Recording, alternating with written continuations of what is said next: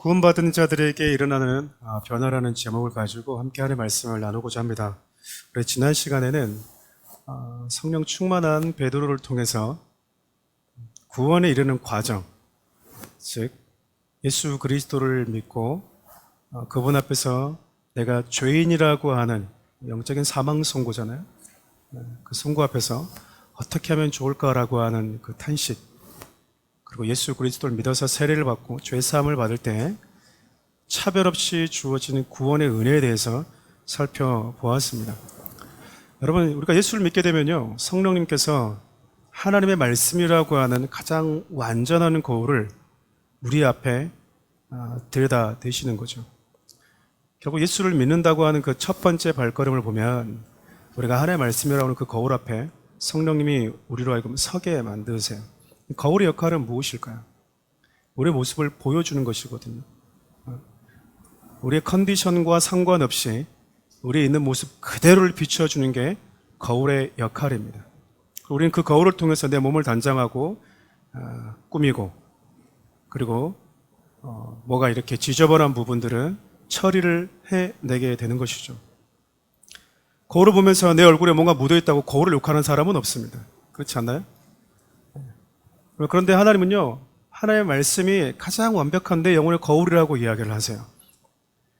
그래서 성령님이 저와 여러분들 뭔가 착각 속에 살아가고 있고 세상 가운데 무엇이 가치 있는지를 모른 채 살아가는 저와 여러분들을요, 하나님의 말씀이라고 하는 거울 앞에 탁 세우십니다. 그러면 무엇이 보이게 되냐면 인간이라고 하는 존재가 얼마나 절망적인 존재인지가 여러분 가감없이 보여버리게 되는 거예요.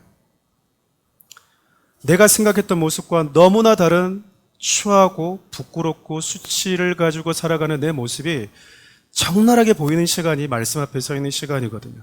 그럼 베드로를 통해서 말씀을 듣던 사람들이 성령님이 각각 개개인의 나름대로 다른 나라 다른 민족 가운데 흩어져 살고 있지만 괜찮게 살고 있다라고 생각했던, 지금도 세계 경제는 유대인들이 움직인다라고 하는데 뭐 하나 부족함 없이 나름대로 성공하며 살았던 그 자들이 하나님의 말씀 앞에 딱 대면에 서니까요, 나 어떻게 하면 좋습니까? 그럼 우리가 어떻게 할꼬? 이런 고백이 절로 나올 수밖에 없었던 이유는요, 성령님이 세상의 여러 가지 스펙들로 덕지덕지 치장되어 있던 나의 화려함을 다 떼내버리고요, 있는 그대로 모습을 나에게 보여주실 때 나오는 탄식들인 거예요. 그 처절함 앞에 가장 먼저 일어나는 게 뭐냐면 자기 절망입니다. 이 모든 절망들은요, 믿음의 사람들은 다 경험했던 과정이기도 해요. 로마서 7장을 보면 바울 똑같은 고백을 하잖아요. 이 사망의 몸에서 누가 나를 건져낼 수 있을까? 나야 공고한 사람이다. 우리 이야기 쉽게 말하면 정말 미쳐버리겠습니다, 그 말이에요. 어떻게 할 줄 모르는 거죠. 표범이 자기 몸에 있는 반점을 자기가 아무리 눈물을 흘리고 후회하고 회개하고 고치겠다라고는 그 결단 가지고 바꿀 수 없는 것처럼, 그보다도 더 바꿀 수 없는 게 죄인이라고 하는 내 모습이었다라는 것을요, 적나라하게 보는 시간, 그러면서 내 자신에 대해서 처절하게 절망하는 시간이요, 말씀 앞에 서는 시간인 거예요. 여러분, 제가 종종 이런 표현들을 쓰는데 병원은 누가 갈까요? 병원은 누가 갈까요? 네, 아픈 사람이 가야 되는 게 맞습니다. 근데 조금 더 정확하게 얘기하면요, 병원은 아프다고 인정해야지 갑니다. 그러지 않나요? 네. 제가 이제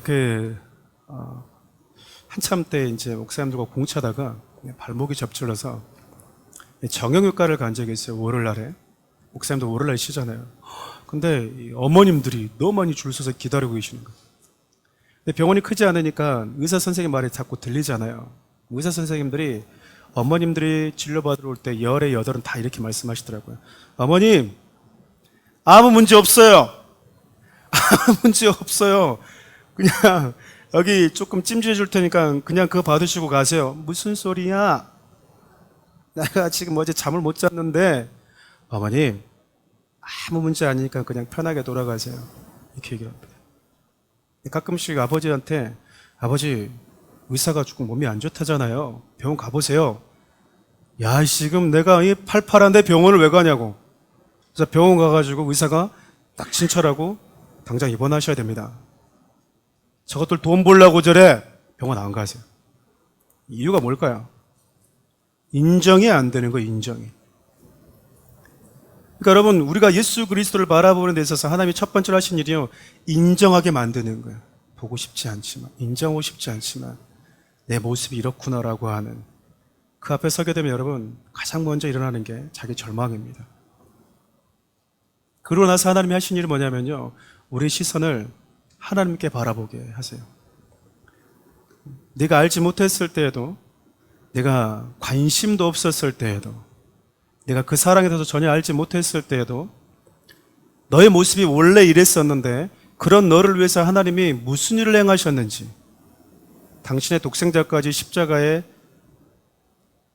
아끼지 않고 못 박아서 너희들에게 구원의 길을 만들어 놓으셨다고 하는 그 소망을 바라보게 해주시는 것이 바로 성령님이십니다.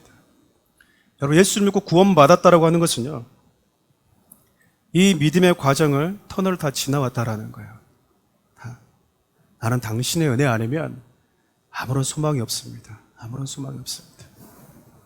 가끔 여러분 그러지 않습니까? 저 가끔씩 그런 좀 무서운 꿈을 꿀 때가 있는데, 자녀들이 가끔 죽는 꿈을 꿔요. 아이들이 어쩌다가 이렇게 한두 번씩. 그럼 여러분 무섭지 않나요? 저 가끔씩 이렇게 한 1년에 한 서너 차례 꾸는 것 같은데, 꼭 일어나면 얘들이 없는 세상을 내가 살 수 있을까? 얘들이 없는 세상 내가 견딜 수 있을까? 그런 생각을 참 많이 하거든요. 우리 주님이 저와 여러분 없는 세상 살고 싶지 않았다라고 하는 그 증거가 십자가에서 자기 생명을 내어주는 것으로 입증된 거잖아요.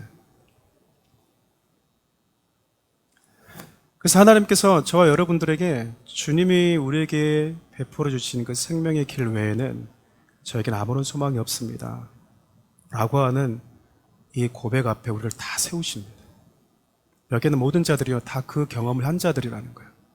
때론 눈물, 콧물, 어떤 분들은, 논리적인 분들은 그 오랫동안 견고하게 쌓여져 왔던 내 논리가 한순간에 무너져 버리는 경험들, 그 모든 경험들이 우리 주님이, 성령님께서 하나님의 말씀 앞에 저와 여러분들을 세우는 시간이기 때문에 그래요.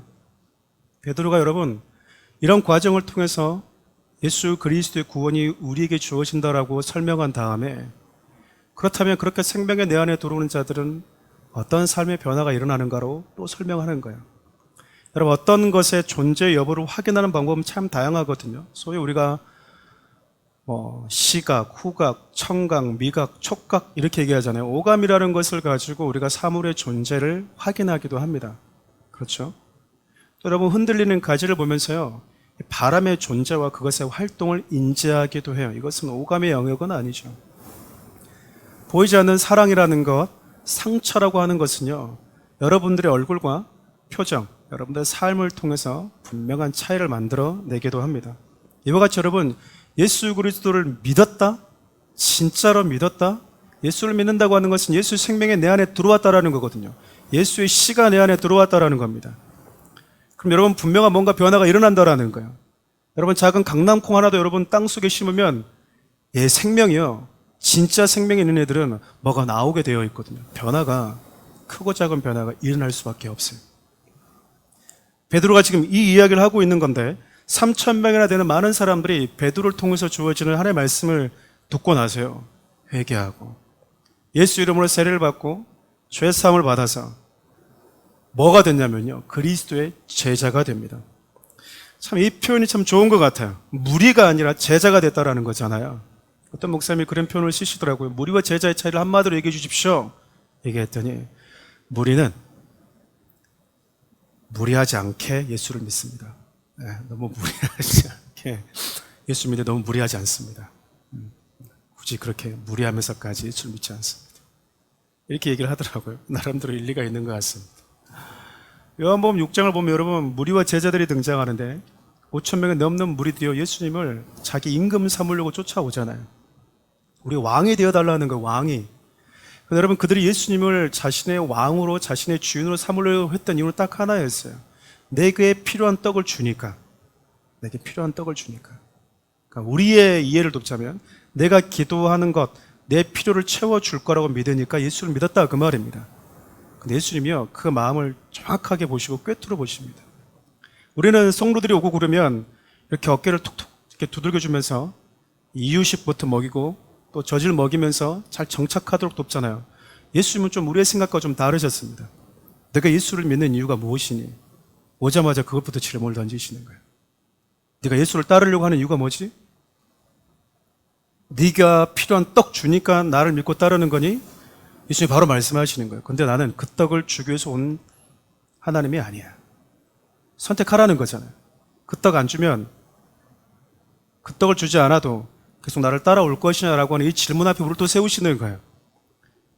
5천 명 넘는 사람들이 다 예수님을 떠나버립니다. 그러니까 21세기로 따지면 한순간에 5천 명이 넘는 교회가 될 수 있는 교회를 예수님이 뭐 하신 거예요? 다 뿔뿔이 흩어버렸다, 그 말이에요. 예수님이 제자들에게 질문하시잖아요. 너희도 갈래? 여러분, 믿음은요, 예수님은요, 우리의 목줄을 잡고 믿어, 안 믿으면 이렇게 말씀하시는 분이 아니세요. 선택하게 하십니다. 사랑하니까 또 그래요. 그러니까 예수님은 성령을 우리에게 부어주신 여러 가지 이유 중에 하나가요, 그냥 그럭저럭 무리하지 않게 믿으라가 아니라 제자로 살아라는 거예요. 무리는 예수님을 믿고 또 예수를 따르면서 나름대로 자신들이 필요한 기적과 이적도 경험하고, 와, 신선한데? 하나님 살아계신 것 같은데? 근데 문제가 뭐냐면요, 무리는 십자가까지 예수님을 따라가지 못한다라는 거예요. 그래서 여러분, 예수를 믿으면 구원받아서 처절하게 내가 예수 그리스도 외에는 아무런 소망이 없다라고 고백한 자들의 그 삶에서는요, 내가 주님 믿고 주님이 가신 그 길을 따라가겠다라고 하는 이 결단이 우리 가운데 일어난다라는 겁니다. 오늘 여러분과 함께 그렇게 예수 그리스도를 믿고 예수의 생명의 내 안에 들어온 자들에게 어떤 삶의 변화가 일어나는지를 좀 생각해 보려고 그래요. 오늘 본문을 근거로 보면 예수를 믿고 구원받은 자들에게 일어나는 첫 번째 변화가 뭐냐면 사도들의 가르침, 다시 말하면 양육을 받는 자가 된다라는 거예요. 사도행전 2장 41절 상관절 함께 읽어볼까요? 그들이 사도의 가르침을 받아. 여러분, 우리 같으면 예수 믿고 성령이 지금 임했으니까 뭐 하면 되는 거죠? 당장 뛰어가면 되는 거예요. 어디든. 근데 3천 명이 회개하고 어찌할꼬 하면서 예수를 믿고 세례를 받았는데요, 그 다음에 한 일이 뭐냐면 사도들의 가르침을 받았다라는 거예요. 여러분, 예수를 믿고 구원을 받았다라고 하는 것은 신분의 변화가 주어졌다라는 겁니다. 수준의 변화가 아니고요, 신분이 바뀌었다라는 거예요. 신분이. 여러분, 신분의 변화가 가져오는 이 구원은 참 소중한 구원입니다. 소중한 구원이에요. 성경은 그 신분을 가지고 태어난 하나님의 사람들이 예수 그리스도가 원하는 그 믿음의 분량까지 자라가는 그 과정도 구원이라고 이야기를 합니다.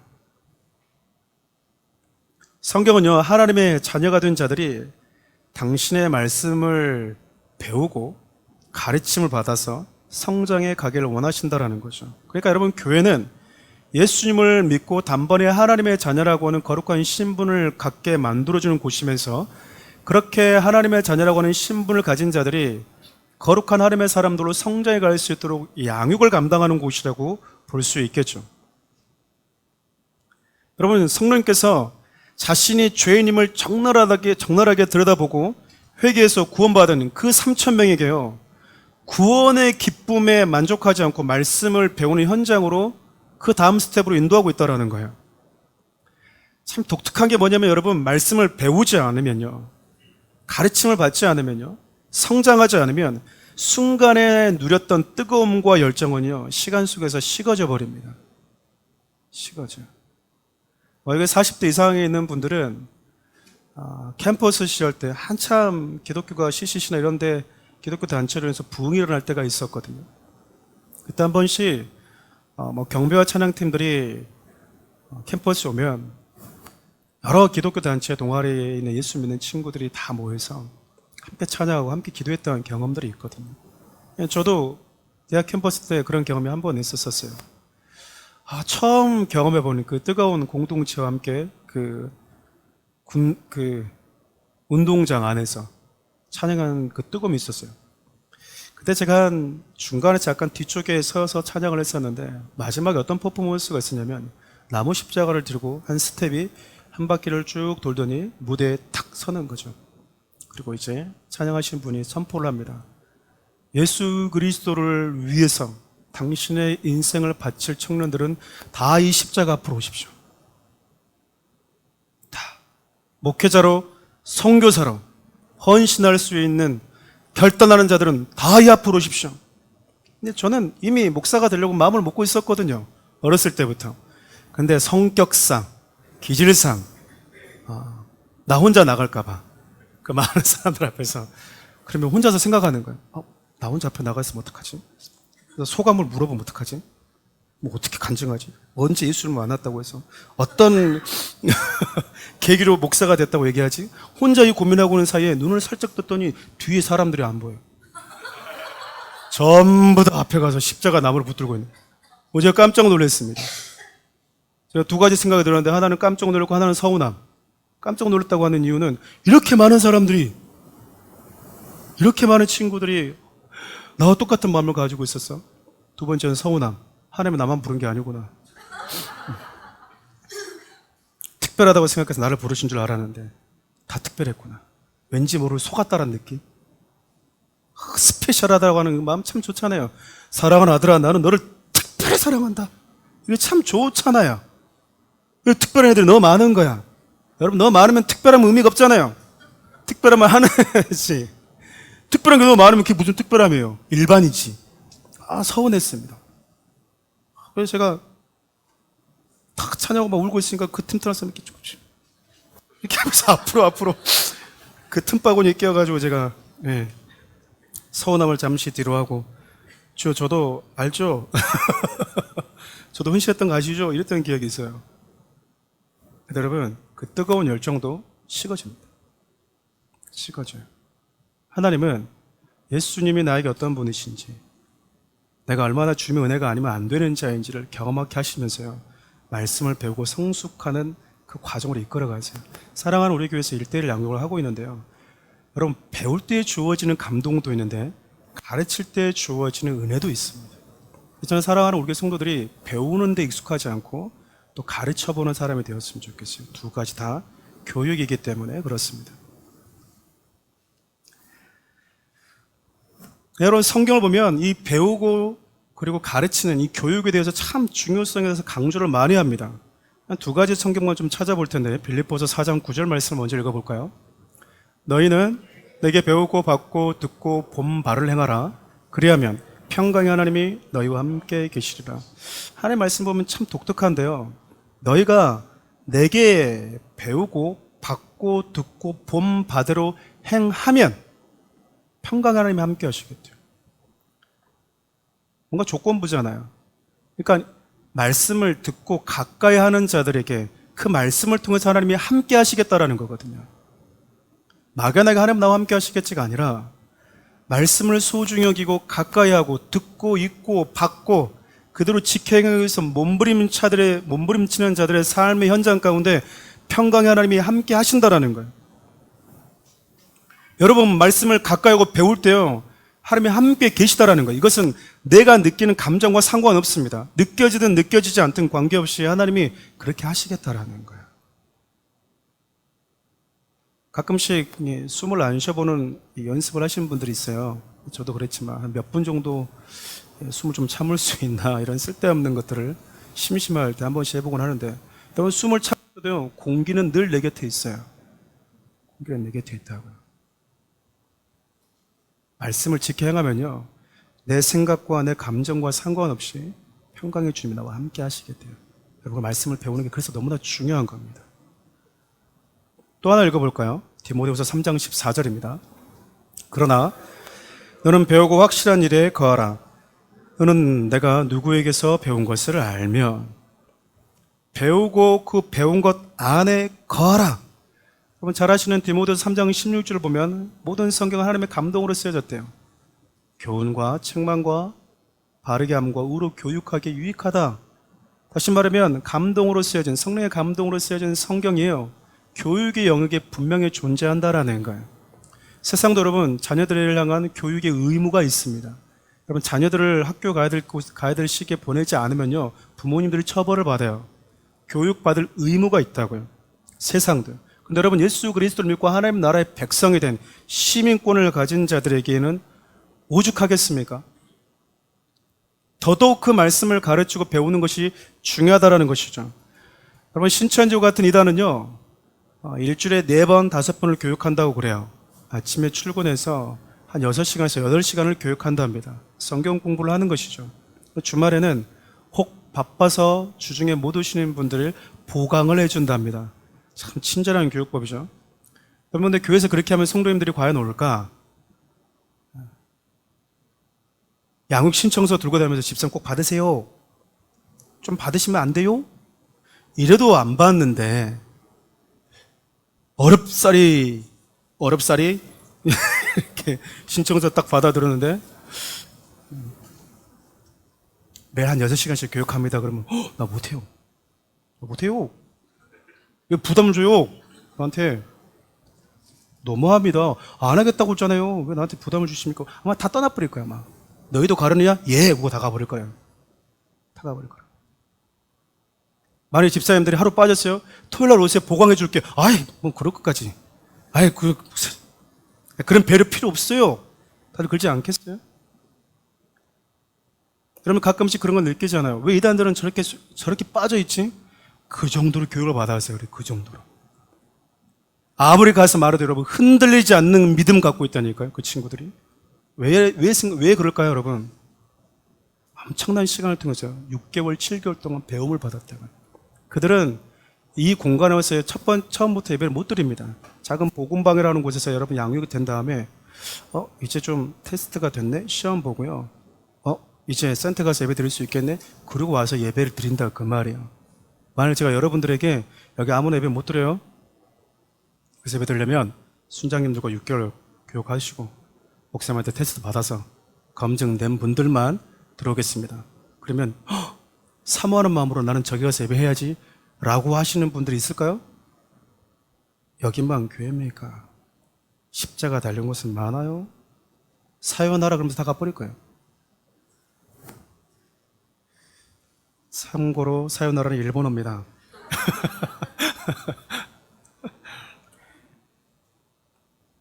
여러분 성령님의 역사로 단번에 거듭나는 구원의 역사도 참 소중한 구원인데요.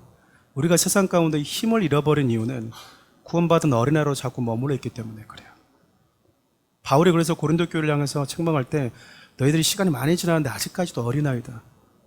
아직도 어린아이다라고 표현했던 거예요. 자라가는 구원, 반복적인 지속적인 교육이 중요하다. 그것이 여러분 구원받은 지금 초대교회 성도들에게 일어났던 변화였다라는 겁니다. 두 번째 여러분 구원받은 자들에게 일어나는 변화 중에 또 하나가 뭐냐면요. 관계 안에서 성도 간의 거룩한 교제 그리고 하나님을 향한 기도가 있었다라는 건데 사도행전 2장 42절 43절 함께 읽겠습니다. 그들이 사도의 가르침을 받아 서로 교제하고 떡을 떼며 오로지 기도하기를 힘쓰니라. 사람마다 두려워하는데 사도들로 말미암아 기사와 표적이 많이 나타나나니.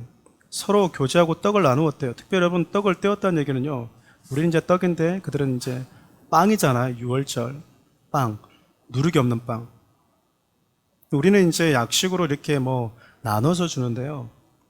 이때는 떡 한 덩어리 가서 우리가 이렇게 떼어서 왔습니다. 이 말은 너희들이 예수 그리스도를 상징하는 이 한 몸 안에 참여한 자들이라는 뜻이거든요. 그 떡에 참여했다? 너희들은 한 몸이신 예수 그리스도께 속한 같은 형제요 성도라 이 고백을 하고 있는 겁니다. 그래서 여러분 성도들의 교제는 참 중요합니다. 여러분 이곳에 있으면 참 독특한 게 뭐냐면요. 세상 가면 다 웃어요. 근데 여기 오면 같이 있는 것들이 많아요. 무슨 얘기냐면 우리는 같은 곳을 바라보고 있거든요. 하나님의 말씀이라고 하는 것을 가치 있게 여긴다고요. 근데 세상은 우리가 가치 있게 여기는 것을 가치 있게 여기지 않습니다. 여러분, 이 교회 바깥만 나가도요, 여러분, 우리가 용서하고 하나님의 말씀대로 살아가는 거 가치 있게 여기지 않아요.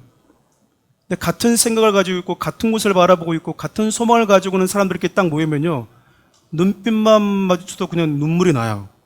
마음이 전해지는 거죠. 저는 특별히 점점 개인주의 이 형태가 잦아지고 있는 이 세대 가운데 교회 공동체 모임이 참 중요하다고 생각을 해요. 놀아도 혼자 놀잖아요. 그렇죠. 컴퓨터에 앉아서 혼자 놀지 사람들과 함께 어울리는 것이 어려워져 가고 있는 시대입니다. 지금 우리 자녀들 세대를 알파 세대라고 그러더라고요. 태어날 때부터 스마트폰 물고 나온 애들. 네. 그러니까 어렸을 때부터 뭐가 익숙한 거예요? 기계가 너무 익숙한 거죠. 기계와 친구가 되어 있지 사람하고 어울리는 게 너무나 쉽지 않아요. 왜냐하면 기계는 내가 작동하는 대로 착하게 내 뜻대로 의도대로 움직여주잖아요.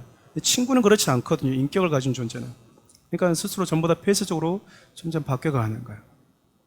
사람들이 있는 곳에 가서 물건을 사기보다는 혼자만의 그 인터넷 공간에서 쇼핑하는 것을 더 익숙하게 생각하는 세대로 바뀌어가고 있어요. 그래서 여러분, 교회에 모이게 되면 같은 믿음, 같은 소망, 우리가 믿고 있는 같은 하나님 아버지를 우리가 사도신경을 매주마다 고백하는 이유가 그거예요. 나는 전능하신 아버지 하나님이 천지의 창조주를 믿습니다. 첫 번째 시작하는 고백이에요. 우리가 믿고 있는 믿음의 고백입니다. 너희들은 뭘 믿고 있냐라고 할 때 우리가 던지는 첫 번째 믿음의 고백이에요. 같은 하나님을 아버지를 믿고 있다는 거잖아요.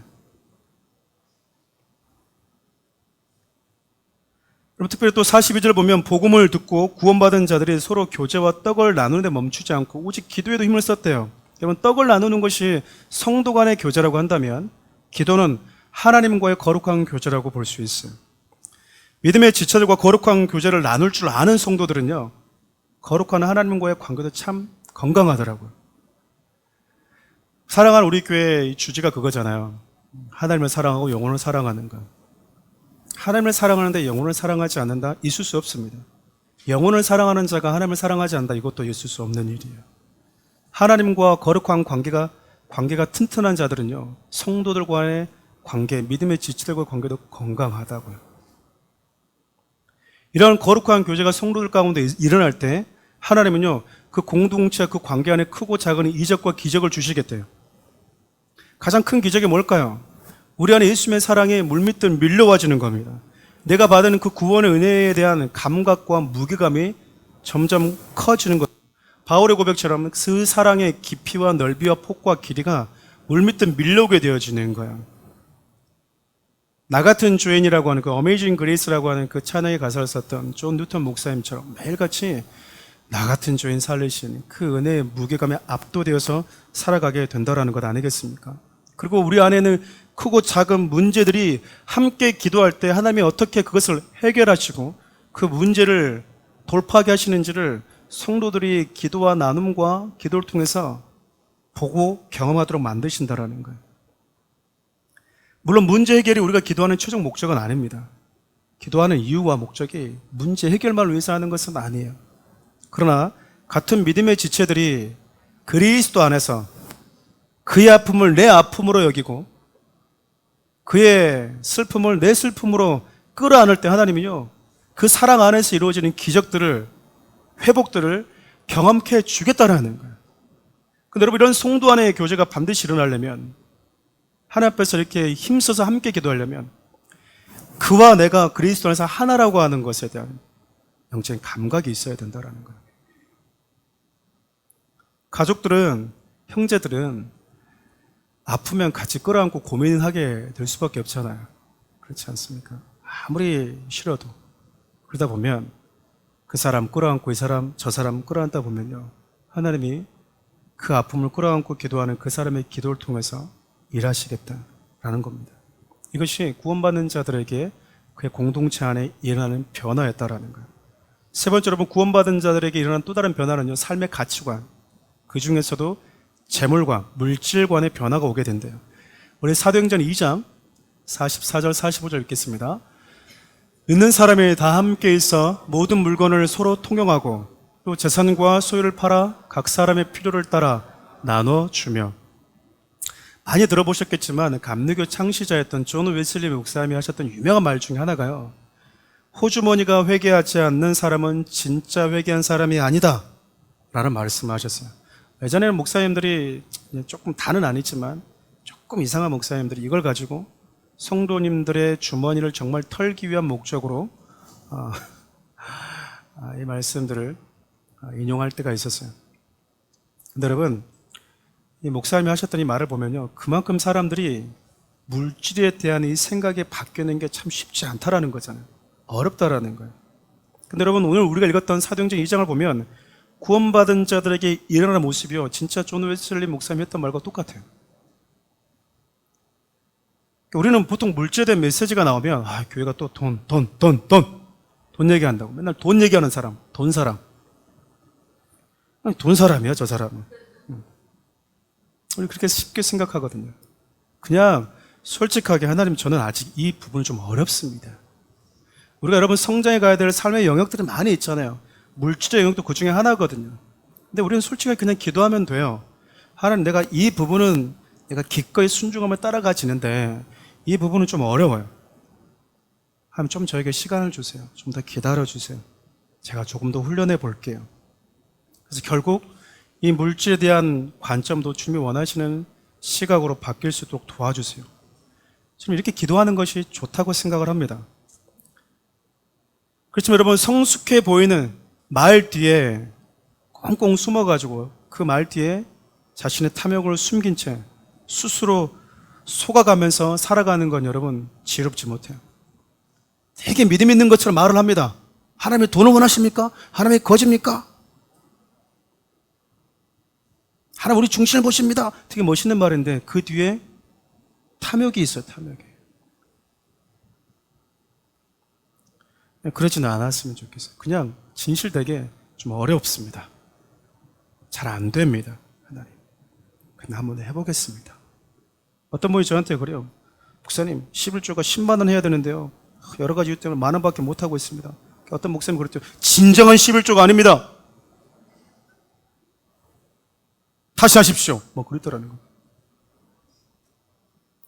저한테 똑같이 물어보셨어요. 목사님, 일요일에서 10만 원인데 제가 만 원밖에 못했습니다. 천천히 하십시오. 시작한 게 믿음의 시작입니다. 그렇게 해보시면 됩니다. 그러다 못할 수도 있고 또 해볼 수도 있고, 그러면서 조금씩 가치 이동이 바뀌는 겁니다. 여러분, 베드로의 설교를 듣고 회개한 성도들을 보면요, 자신의 재산을요 팔아서 성도들의 필요를 채워주었다라고 얘기해요. 이것을 가지고 뭐 또 공산주의 사회주의자들은 그렇게 나눠주지 않느냐, 무소유다, 성경을 잘 모르는 거고요. 그 설명은 제가 다음에 시간 있을 때 여러분과 함께 나눠봤으면 좋겠고, 복음서를 보면 특별히 소유를 팔았다라고 하는 표현들이 많이 등장하는데 몇 가지만 좀 여러분께 좀 소개를 해드리고 싶습니다. 마태복음 13장 44절 먼저 읽어볼까요? 천국은 마치 겉에 감추인 보화와 같으니 사람의 일을 발견한 후 숨겨두고 기뻐하며 돌아가서 자기의 소유를 다 팔아 그 밭을 샀느니라. 어떤 사람이 밭에서 여러분 일하다가 그 밭에 보화가 있는 것을 알게 된 거야. 그러니까 어떻게 하냐면 잠깐 묻어두었다가 자기가 가지고 있는 모든 소유를 다 가지고 와서 그 밭을 살기 위해서 자신의 소유를 다 팔았다라는 거잖아요. 왜 그랬을까요? 밭에서 발견한 보화가 더 가치 있었기 때문입니다. 이것은 하나님의 나라에 대한 가치를 표현하는 구절이잖아요. 하나님의 나라와 그분의 말씀이 가치 있게 여겨진 자들의 삶을 얘기하고 있는 거거든요. 누가복음 8장 3절을 보면 자신의 소유를 가지고 예수님을 믿고 따랐던 아름다운 여인들의 이야기가 있어요. 물론 이제 굵직굵직하게 또 남자들이 뭐 아리마대 요셉 같이 이런 분들이 예수님의 무덤을 이렇게 내어드린다든지 이런 게 있었지만, 정말 가장 가까이서 예수님의 사역을 헌신하면서 도왔던 많은 자들은 대부분 여성들이었습니다. 저는 여성들이 참 훌륭하다고 생각해요. 전 남성분들이 집문서 팔았다는 얘기는 들어본 적이 없습니다. 어린 시절부터. 그런데 아내들이 남편 몰래 집문서 가져왔다는 얘기 많이 들어봤거든요. 남편들이 막 작정하고 이렇게 1,000번제를 드리고 작정해서 새벽 예배를 드리는 경우는 많지 않았거든요. 근데 우리 어머님 세대들, 할머님 세대들은 여러분 정말 많이 알았습니다. 자신의 소유로 예수님의 사역이 물질로 인해서 제한받지 않도록 섬겼다라는 거예요. 여러분, 이것이 여러분 집에 있는 여러분 숨어있는 통장 가져오라는 소리가 아니에요. 예전에 그런 분들이 있었잖아요. 할머님들이 자꾸 이렇게 할아버지들이 이렇게 할머니 몰래 이렇게 베갯 말에다가 이렇게 돈을 이렇게 자꾸 숨겨 놓으셔가지고 비상금인 거죠. 비계가 이렇게 뜨잖아요. 솜이 아니라 다 돈인 거죠. 지폐. 불이 날 때 불났어요. 그러니까 할아버지가 집에서 베개를 가져오려고 들어가는데 막 사람들이 말리는 거죠. 할아버지 안 됩니다. 위험합니다. 안 돼. 들어가야 된다고. 저기 뭐가 있다고 베개 가져와도 베개 다시 사면 됩니다. 그 베개는 다른 베개야. 다른 베개야. 머리가 꼬시러지든 말든지 가서 베개를 가져오는 이유가 여러분 그 베개는 뭐가 있기 때문에 그래요. 지금 여러분 자신의 소유를 팔았다 성도의 필요를 채워줬다 이 말은요 말 그대로 사람들의 가치가 달라졌다라는 거예요. 뭔가 가치관의 변화가 일어났다라는 거잖아요. 물질의 주인이 누구인지 이것을 나에게 주신 분이 누구인지 내게 주어진 물질을 가장 먼저 어디에 사용해야 되는 것인지 우리가 여러분 의식주 문제를 좀 제외한다면 내가 많은 시간을 쏟아붓는 곳 내가 가장 많은 물질을 쏟아붓는 것이 내가 가치 있게 여기며 살고 있는 거라고 보면 돼요. 우리는 내 자신의 삶을 좀 잘 정리해보지 않거든요. 그래서 내가 뭘 좋아하는지 잘 모를 때가 있어요. 근데 모르시면 내가 무엇에 가장 많은 시간을 투자하는가 내가 무엇에 가장 많은 물질을 투자하는가 비상금이 생기면 이 돈은 가장 먼저 어디다 쓰는가를 보시면 아 내가 이걸 좋아하는구나 적어도 내가 이것에 가치를 느끼는구나 비상금만 생기면 막 친구들 불러가지고 한잔 하세 한잔 하세 그러면 여러분 술을 가치 있게 여기는 거예요. 술 친구들을. 또 어떤 분들은 돈만 생기면 자꾸 피규어로 막 몇십만 원에서 사는 분들이 있더라고요. 그걸 가치 있게 여기는 겁니다. 또 어떤 분들은 게임 장비를 막 몇십만 원 주고 사시더라고요. 그 게임에 나오는 검, 방패 80만 원, 90만 원 그걸 사시는 분들이 있어요. 왜일까요? 그 캐릭터를 소중하게 여기기 때문에 그렇습니다. 요즘에 집에서 키우는 강아지를 갖다가 이렇게 머리부터 발까지 파마시켜주고 옷 입혀주고 나는 다이소에는 껌 먹더라도 우리 친구는 백화점 껌 먹이는 분들 있잖아요. 여러분 소중하게 여기니까 그러는 거예요. 소중하게 여긴다고 소중하게. 어떤 목사님의 이야기를 들었습니다. 강아지를 잃어버렸는데 그 강아지 찾아준 자에게 600만 원인가 800만 원을 주겠다고 그랬다는 거예요. 그거 새로 사면 몇십만 원 안 드는데. 이렇게 여러분 예수를 믿게 되면 가치의 변화가 생길 수밖에 없다라는 거예요. 예전에는 내가 많이 모아야지 부유해져야지 내가 넉넉하게 보란 듯이 살아야지 좋은 차도 끌고 다녀야지 그렇게 생각했다라는 거예요. 여러분 좋은 차를 끌고 다니시는 분들이 계실 겁니다. 우리 교회에도. 어떤 회장님이 그러셨다잖아요. 왜 이렇게 좋은 차를 타시면 참 기분이 좋으시겠습니다. 이렇게 좋은 차를 타신 이유가 승차감 때문이십니까? 아닐세. 하차감 때문일세. 딱 내릴 때 하차할 때 사람들이 와 회장님 그렇잖아요. 타면 여러분 거의 비슷하지 않습니까? 별 차이가 없어요. 시트가 아무리 차이가 나도 똑같이 잠이 옵니다. 근데 다른 게 뭐냐면 여러분 내릴 때 사람들의 시선이 달라요. 그만큼 우리가 남의 시선에 살고 있다는 거잖아요. 이 가치가 바뀌는 거예요. 가치. 저는 성도님들이 조금 더디더라도 이 가치관의 변화를 일으키는 성령님의 그 움직임과 함께 했으면 좋겠어요. 구원받은 자들에게 일어난 네 번째 변화가 있는데요. 날마다 같은 마음으로 성전에 모이기를 힘썼다라고 얘기를 합니다. 우리 2장 46절 말씀도 함께 읽겠습니다. 날마다 마음을 같이하여 성전에 모이기를 힘쓰고 집에서 떡을 떼며 기쁨과 순전한 마음으로 음식을 먹고 날마다 성전에 모이기를 힘썼다. 성전에 모였던 여러 가지 이유가 있었겠죠. 앞서 우리가 살펴본 대로 사도들의 가르침을 받고 말씀을 양육받기 위해서 모였지 않겠습니까? 그리고 사도들의 가르침을 받은 다음에 뭐 했을까요? 다른 나라, 다른 민족 가운데 흩어 살고 있었지만 우리가 하나님 안에서 사는 가족이라는 것을 떡을 떼면서 교제하면서 나누기 위해서 혼자서는 교제가 안 되잖아요. 그리고 하나님의 나라를 위해서 그분의 나라가 도래하기 위해서 기도했다라는 거 아니겠습니까? 가끔 교회에 모이는 것을 부정적으로 보시는 분들이 있어요. 물론 이유와 의도가 있겠죠.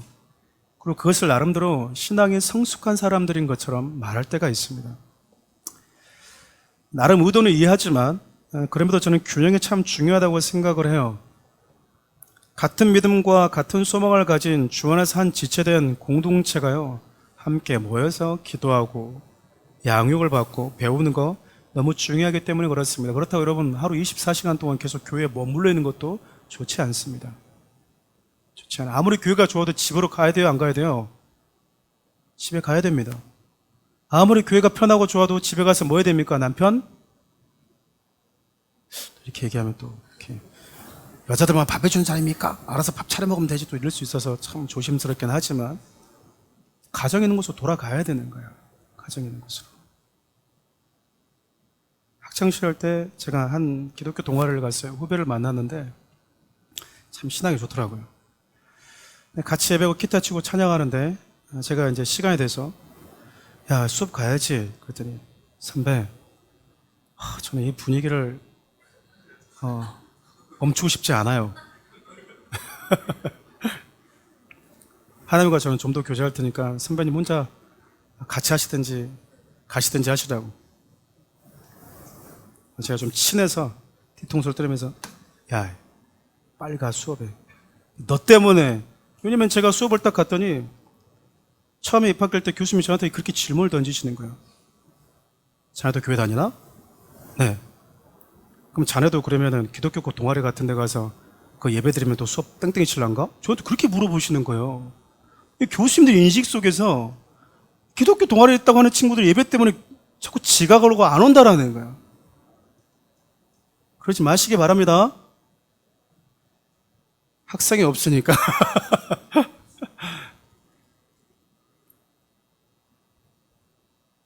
특별히 여러분 2장 46절 하반절 보면 어떤 말씀도 있냐면 집집마다 돌아가면서 떡을 뗐대요. 기쁨으로 서로 교제했대요. 여러분 성전과 교회와 예배당은 다릅니다. 의미가. 가끔은 성전 건축 그러는데요. 우리가 모여있는 이곳은 성전이 아닙니다. 이스라엘은 성전이 딱 하나밖에 없었어요.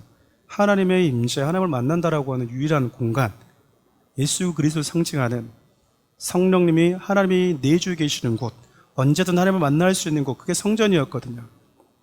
여러분 성령님이 우리 가운데 오시면서 여러분 한 사람 한 사람이 성전으로 바뀝니다. 교회라고 하는 것은 예수 그리스도를 주요, 그리스도요, 하나님이시라고 고백하는 믿음의 공동체가 교회잖아요. 이것은 예배 그 믿음의 고백을 가지고 있는 자들을 담아내는 공간일 뿐인가. 그것을 우리는 예배당이라고 이야기를 합니다. 그러니까 성전 건축합시다, 헌금하십시오라고 하는 것은 썩 옳지는 않아요. 그렇게 성령에 거주하는 여러분 한 사람 성전된 자들이 모여서요, 각 가정마다 돌아다니면서 떡을 떼고 기도하고 말씀을 나눴다는 거 아니겠습니까? 성도 간의 나눔과 기도가 여러분 예배당이라고 하는 건물 안에 저는 가둬둘 필요는 없다고 생각을 합니다. 그런 면에서 아까 우리 예배 시작 전에 우리 교회 집사님, 조면 집사님이 예쁘게 광고를 했잖아요. 금요일과 주일을 제외한 매일 밤 10시부터 30분 동안 온라인 기도회가 있습니다. 이렇게 광고를 얼마나 예쁘게 하셨습니까? 아닙니다 하면서 막 하잖아요. 온라인 기도집이 여러분 여러 지역에 흩어져 있는 성도들을 함께 모셔 기도할 수 있는 좋은 도구가 되고 있다고 생각해요.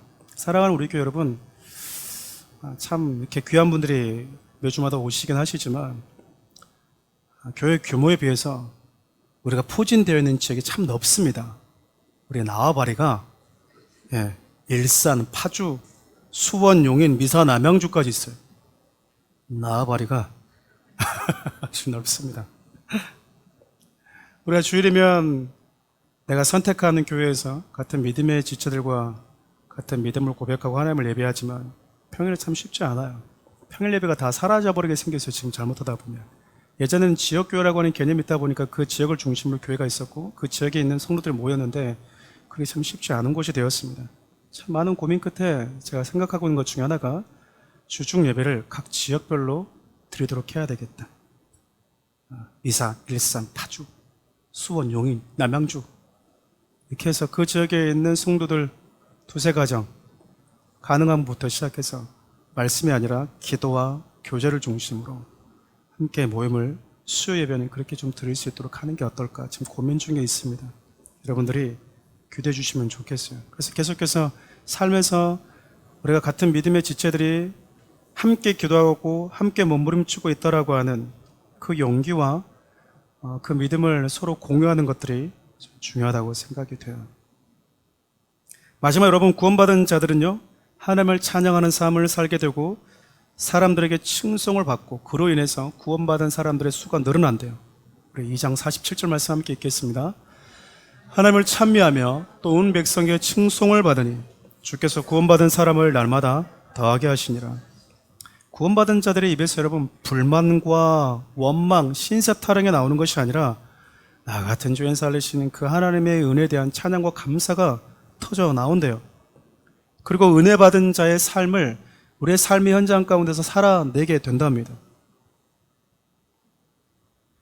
여러분 이것이 삶에서 드린 예배가 아니겠습니까? 우리 잘 알고 있는 로마서 12장 1절 보면 이런 말씀이 있죠. 함께 읽어볼까요? 그러면 형제들아 내가 하나님의 모든 자비하심으로 너희를 권하노니 너희 몸을 하나님이 기뻐하시는 거룩한 산 제물로 드리라. 이는 너희가 드릴 영적 예배니라. 구원받은 자들은요 감사와 찬양에 담긴 삶으로 계속해서 어디에서든지 영적 예배를 드릴 수 있다 그 말이거든요. 구원받은 사람인데 하나님과 함께하는 시간을 싫어한다? 그건 있을 수 없는 일입니다.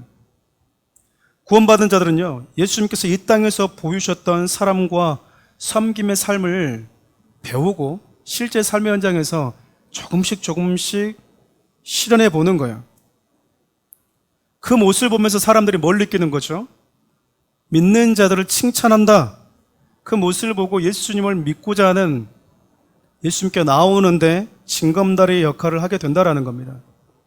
지금 여러분 우리의 믿음의 삶이 현장에서 그 어느 때보다도 보여지는 삶이 되어지는 게 중요한 시대가 되어졌어요. 여러분 지금 TV만 틀면 무섭습니다.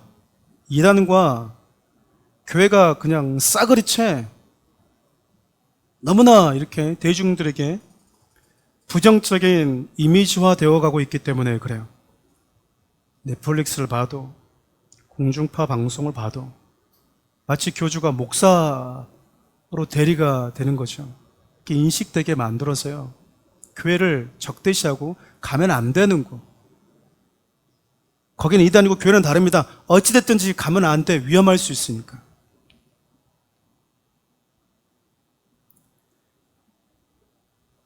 근데 여러분 이런 시대 속에서 우리가 할 수 있는 게 뭘까요? 누군가 저와 여러분들을 보면서 너가 믿는 하나님 별로 나도 믿고 싶지 않다야. 야, 네가 교회를 다녔었어? 아이고야 이게 아니라 세상이 어지럽고 미디어에서 아무리 교회에 대해서 부정적으로 얘기를 해도 내 친구인 네가 믿는 하나님이라면 나 관심 있다야. 관심 있다. 지금은 여러분 이런 삶을 보여줘야 되는 시기가 되어졌어요. 예전에 여러분 떡 줄 테니까 초코파이 줄 테니까 선물 준 테니까 오십시오. 안 옵니다 지금.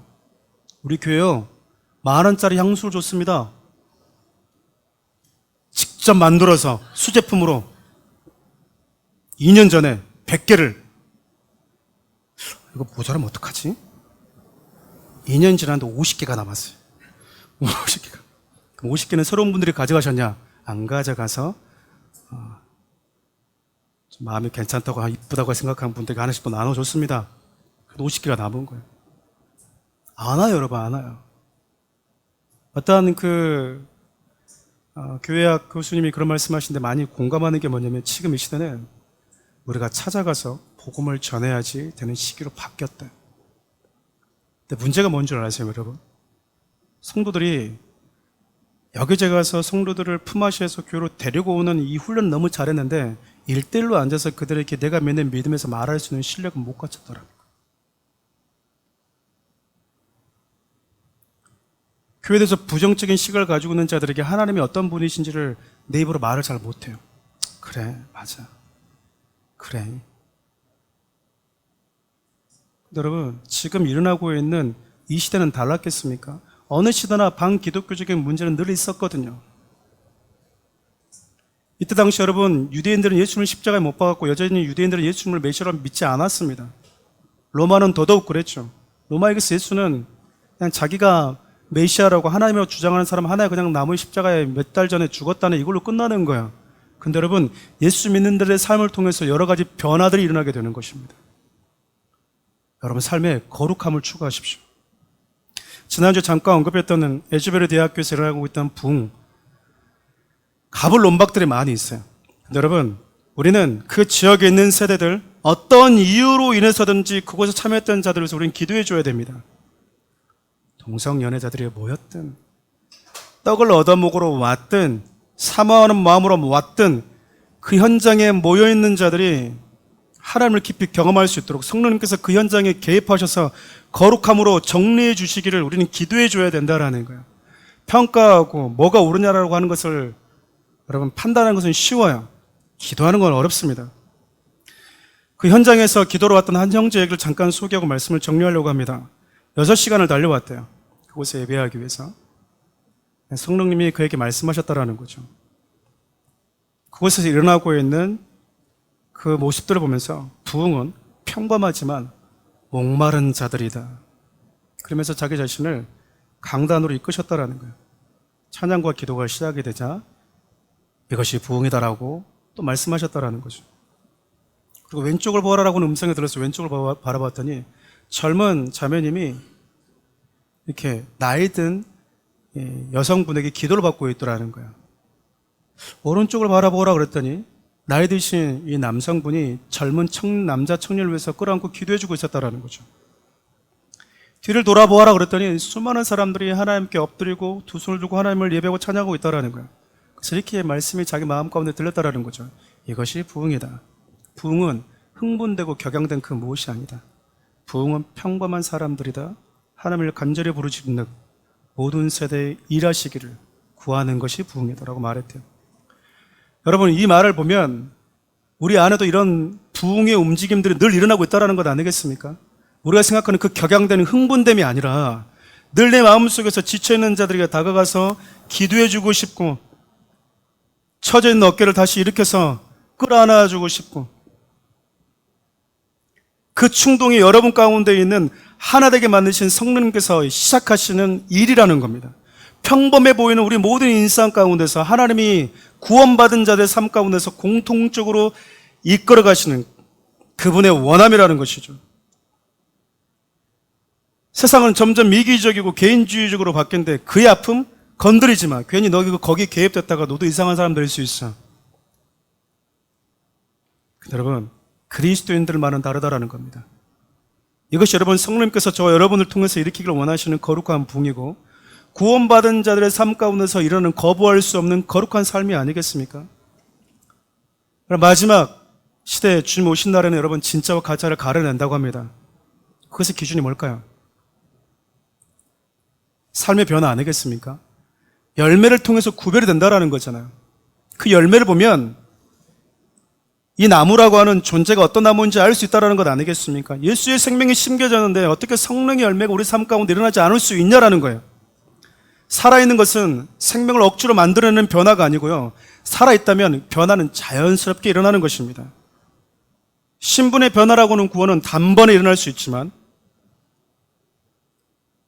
일어나는 삶의 변화는요. 사람마다 속도의 차이는 있을지언정 분명히 일어나게 된다. 성경의 논리입니다. 분명한 것은 구원받은 자들 안에는요. 성령님께서 이런 거룩한 삶의 변화에 대한 지속적인 동력을 계속해서 불어넣어 주신다라는 거예요. 말씀 마무리하겠습니다. 사랑하는 우리 성도 여러분, 예수 그리스도를 통해서 구원받은 자들이십니까? 하나님의 말씀이라고 하는 그 거울 앞에 서서 내가 아무리 몸부림쳐도 안 되는 존재구나 라고 하는 절망을 경험해 보셨습니까? 몸부림쳐도 안 되고 다짐해도 안 되는 존재구나. 내가 다짐한다고 해서 죄인이라고 하는 속성이 바뀌는 게 아니구나. 이거는 하나님 나를 리본 해줘야 되는 거구나 라고 하는 걸 경험한 자들이세요?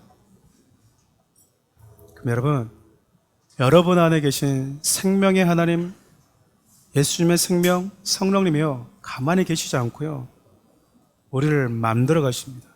가만히 있는 작은 콩이 땅속에 심겨지면 그 껍질을 벗기고 내서 움트게 하려고 하는 거룩한 열망이요 우리 가운데 일어난다라는 겁니다. 전 사랑하는 우리 교회 성도님들이 나를 거듭나게 하시고 기꺼이 자라가게 하시는 그분 앞에 여러분 스스로 좀 마음껏 내어놔 주었으면 좋겠어요. 또 여러분 구원받은 하나님의 사람들에게는요 놀라운 변화들이 일어납니다. 가정 가운데도요. 남편에게 하나님의 마음을 주시죠. 네 아내에게 이런 말을 해보라는 거죠. 익숙하지 않습니다. 꼭 말해야 됩니까? 이루고 왔던 내 삶에 변화가 일어나요. 그냥 한 번도 말 안 하지 않았는데 안 하면 끝나는 게 아니라 계속해서 하나님이 그 충동과 열망과 동력을 또 주시고 또 주시고 하나님 쑥스러워서 못하겠습니다. 다시 해보라고. 말씀을 가까이 하고 기도를 가까이 하고 공동체 모임을 소중히 지켜내기를 원하시는 우리가 하나라고 하는 그 마음 역시 저와 여러분 안에 계시는 성령을 행하시는 겁니다. 사랑하는 우리 교회 성도들이 이 마지막 시대 때 저와 여러분들을 통해서 3,000명 구원받았으니 많이 구원받았다 됐다 그것이 아니라 그들 통해서 또 다른 사람들까지 하나님의 자녀 삼으시기를 원하시는 그 거대한 움직임 앞에 저와 여러분과 사랑하는 우리 교회가 아름답게 쓰임받을 수 있었으면 좋겠습니다.